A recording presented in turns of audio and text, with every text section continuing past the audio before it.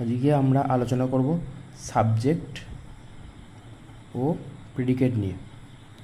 তো এই সাবজেক্ট আর প্রেডিকেট আগে মানেটা জানতে হবে। প্রথম, সাবজেক্ট মানে হচ্ছে কি উদ্দেশ্য, আর প্রেডিকেট মানে হচ্ছে বিধেয়। আচ্ছা, আমরা তো রোজ প্রচুর সেন্টেন্স ব্যবহার করি। আচ্ছা, মনে করো আমরা যদি বলি উই রিড বুকস,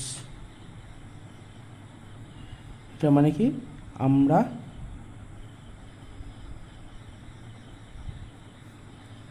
বই পড়ি, ঠিক তো? তাহলে কি উই রিড বুকস। এবার এইখানে কি কোনটা উদ্দেশ্য আর কোনটা বিধেয় যোগ? আমরা বাংলা ব্যাকরণে পড়েছিলাম তো উদ্দেশ্য আর বিধেয়। উদ্দেশ্য কী করে আমরা আইডেন্টিফাই করব সেটা জানবো। উদ্দেশ্য কী করে আইডেন্টিফাই করব? Subject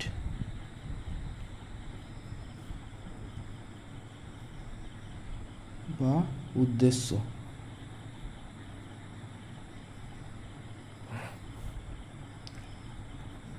a person or thing that is being discussed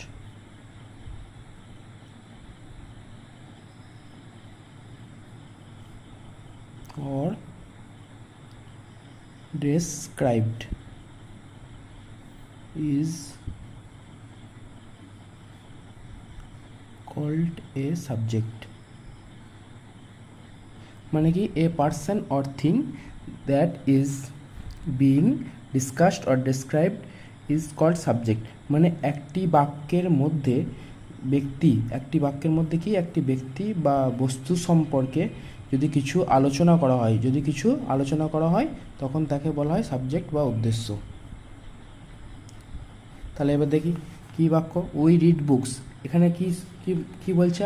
প্রথমে বলছে উই, আমরা বই পড়ি, তাই তো?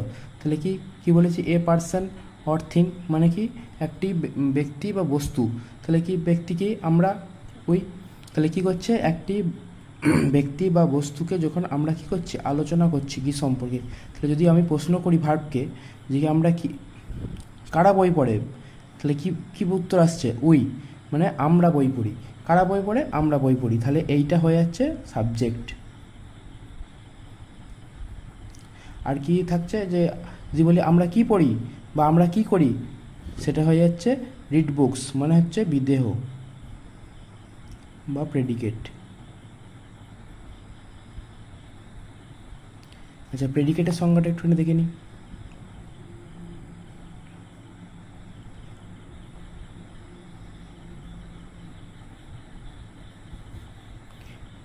কি প্রেডিকেট সংজ্ঞা? এ part of sentence containing a verb and stating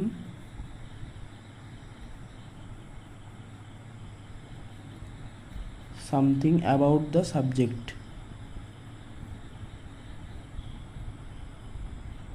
is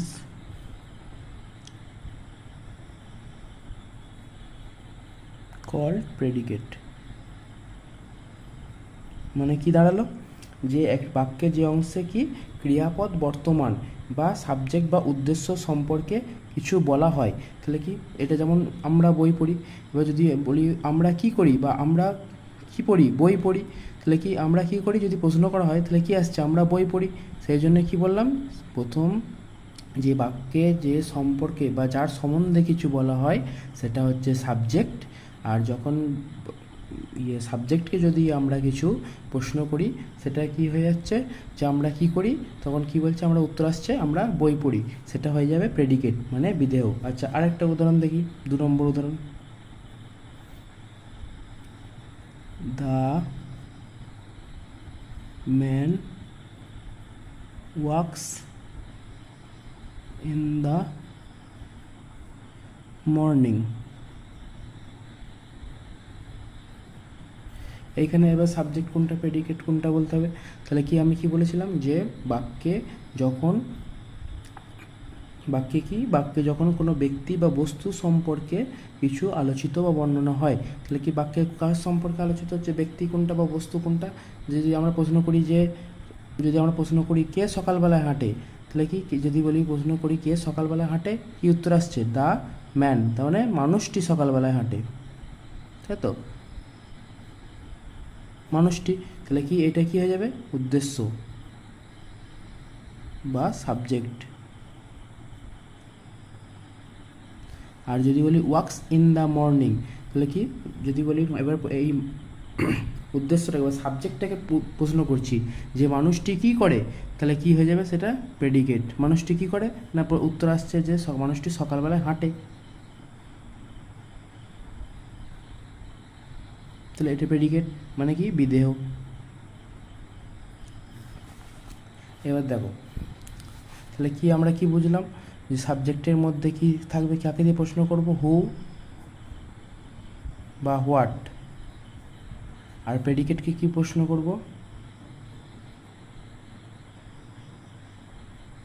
যে উদ্দেশ্য, সাবজেক্ট ইজ ডুইং, মানে সাবজেক্ট কি করে। আচ্ছা, এইটুকুনি বোঝা গেল। এবার মনে করো যদি আমি বলি স্ট্যান্ড আপ, মানে কি দাঁড়াও। আমরা এতক্ষণ কি দেখছিলাম, যে একটা সম্পূর্ণ বাক্যতে যে যাকে সম্পর্কে কিছু বলা হচ্ছে বা কোনো ব্যক্তি বা বস্তু সম্পর্কে আলোচিত করা হচ্ছে, সেটা হচ্ছে সাবজেক্ট। আর সাবজেক্টটা কি, যখন সাবজেক্টকে প্রশ্ন করা হচ্ছে যে কী করে, যেটা উত্তর আসছে সেটা হচ্ছে প্রেডিকেট। কিন্তু এখানে কি হচ্ছে, স্ট্যান্ড আপ মানে কি হচ্ছে দাঁড়াও, তাহলে এখানে সাবজেক্ট উজ্জ্ব আছে। আমরা যখন মনে করো কাউকে বলি স্ট্যান্ড আপ, তাহলে কি স্ট্যান্ড আপ মানে দাঁড়াও। নিশ্চয়ই এই স্ট্যান্ড আপ যে দাঁড়ানোটা বলি, নিশ্চয়ই কারো উদ্দেশ্যে বলি, তাহলে কাকে বলি মনে করো ধরে নিতে হবে, এখানে কি ধরে নিতে হবে, তাহলে এই সব ক্ষেত্রে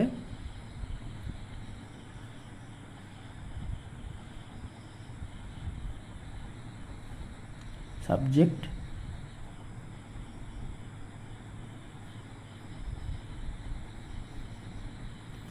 উজ্জ্ব থাকে। এখানে আমাকে ধরে নিতে হবে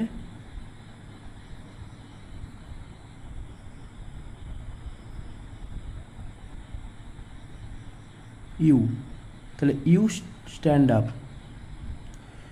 এখানে আমার ধরতে হবে ইউ আছে,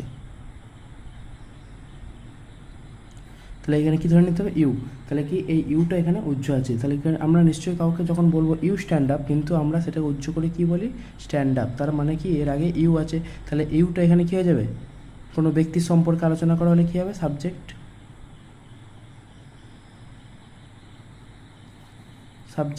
আর যখন বাকি যেটা থাকবে সেটা কি হয়ে যাবে, প্রেডিকেট।